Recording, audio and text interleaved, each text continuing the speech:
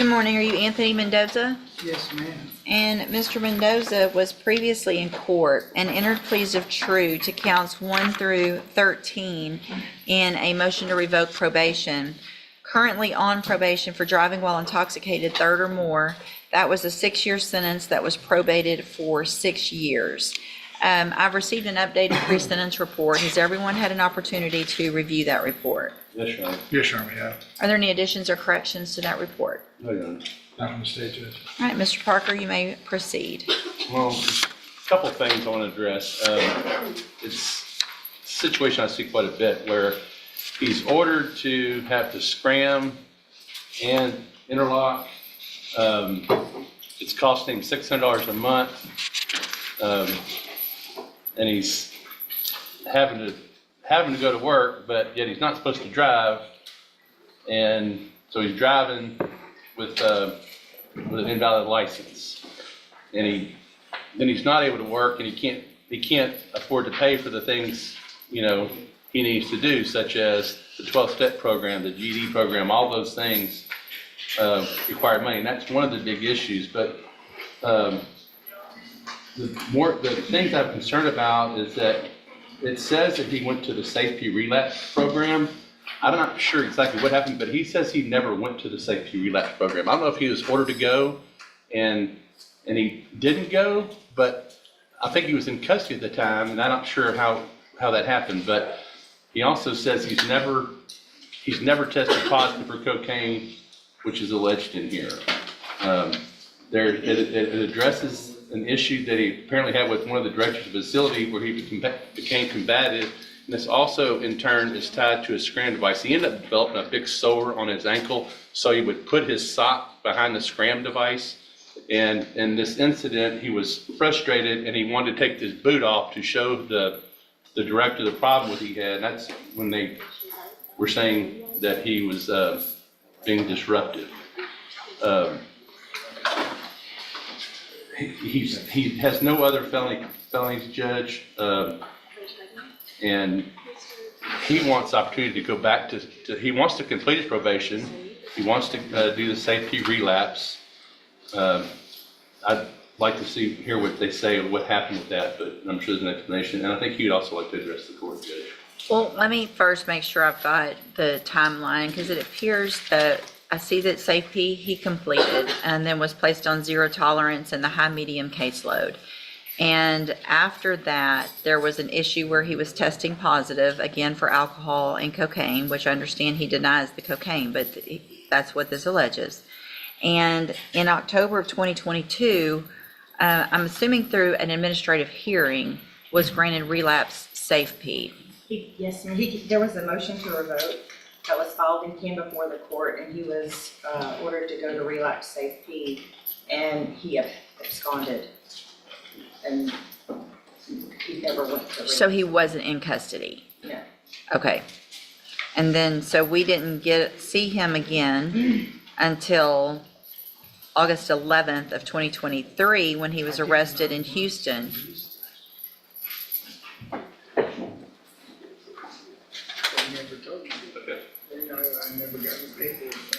So here's the thing. Whether you probably didn't get any paperwork, come up here to the front in the middle here. From at least October of 2022 until August 11th of 2023, you wouldn't have known about anything because you quit going to probation. You were an absconder. And the only reason we found you is because you were arrested in Houston for aggravated assault with a deadly weapon. And then in May, we get you back here, and you were sanctioned to 180 days in jail. So this is the third time, it looks like to me, that you would have been given an opportunity to remain on probation. Gave you upfront time, continue you on probation. Courtesy supervision was sent to Harris County. And then we have the scram device issues still, alcohol violations, interlock violations, aggressive behavior, ongoing alcohol use. So if you didn't do the relapse SafeP, it's not anyone's fault other than your own, because you If you didn't know about it, it's because you weren't going to probation. Mr. Nichols? Judge, I think it's pretty clear. He was put on zero tolerance a couple of years ago, and here we are on the second time, Third. multiple times. Yeah. And I don't know what else we could do. So obviously, I agree with the probation department's recommendation for revocation. I think he's had more than enough chances, Judge. In fact, there's just one thing I want to make the court aware of. If I can call Ms. Martinez real Yeah, quick. sure. Ms. Martinez, would you please raise your right hand? Do you swear or affirm the testimony you're going to give in this hearing will be the truth, the whole truth, and nothing but the truth, so help you God? Thank you. Go ahead.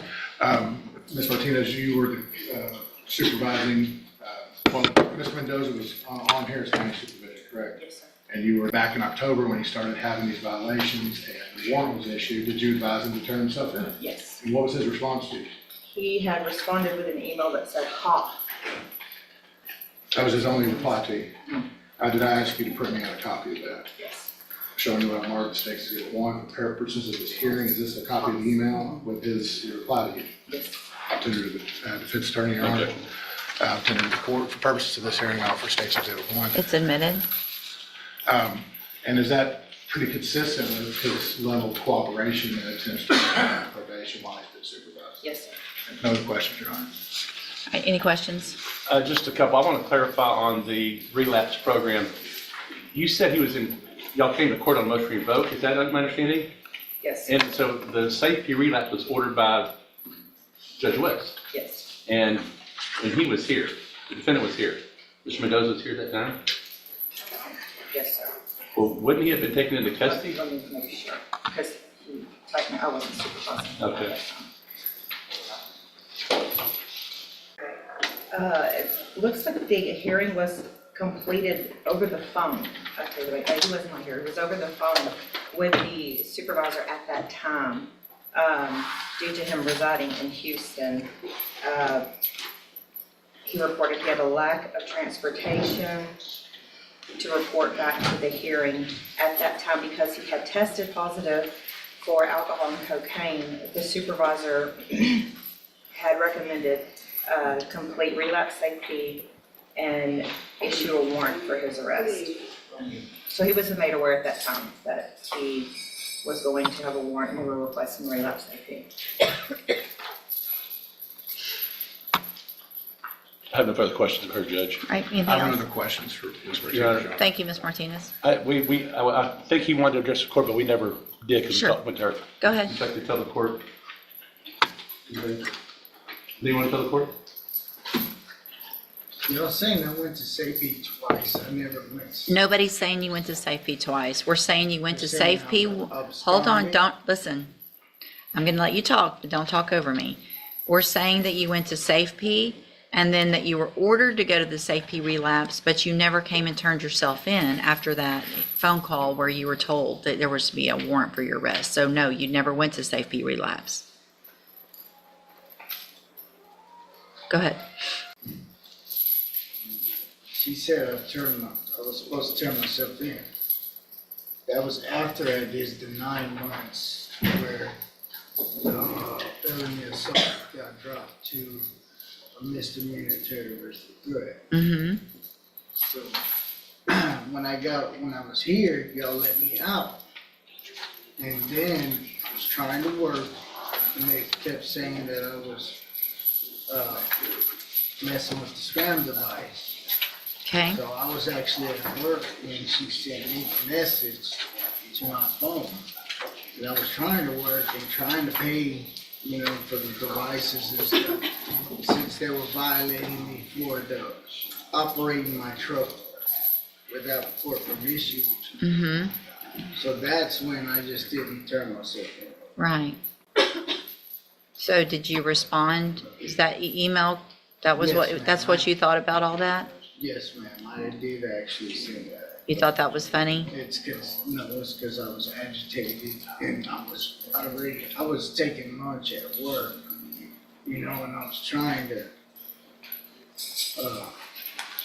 do things, trying to make money to take the classes, but with being on the scram device. Well, you had money to buy alcohol. You hadn't, because you kept drinking, because you kept I mean, Mr. Mendoza, you have been given so many opportunities on this probation, and I understand that those things are expensive. However, if you had at any time stopped testing positive and having blood alcohol readings that were positive on those things, then you could have eventually gotten off of those. I don't keep people on those for very long, but the reason we had to keep doing it for you is because you kept drinking. You kept messing up. And so you don't get to say, I kept messing up. I mean, seriously, you got the initial probation in 2021. You got you got safe P, you got some upfront time because of the Harris County issue, didn't revoke you, haven't revoked you, 3 times haven't revoked you. And here we are with all of these violations. Through the TDCJ program, I was doing what I needed. The only time I had issues when I had the foot problem that I got from the halfway house. That's the only reason they said I absconded from the TDCJ program. Okay. I've actually done well through the program, through with the supervised division. The only time I messed up is when they stopped supervising me and made me go do these things by myself. Well, I mean, how old are you? How old are you? I'm 43. 43 years old. And I have no felonies on my record except for this. That doesn't mean anything.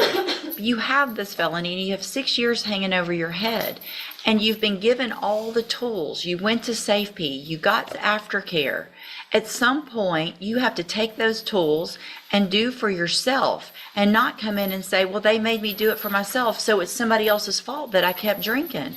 We gave you the tools. If I can get We're done. through At this, another we're done. safety again, No, we're done. let me kiss my At the- ass.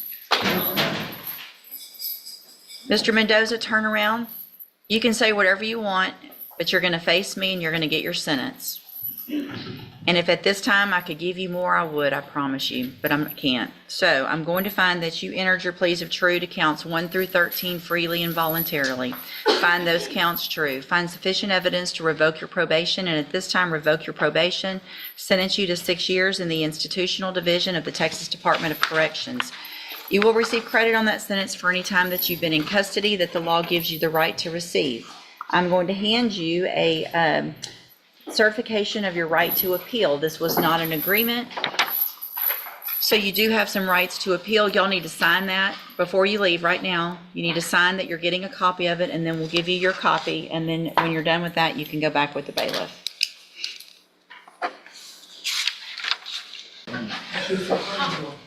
Huh? I know. I thought about lots of things.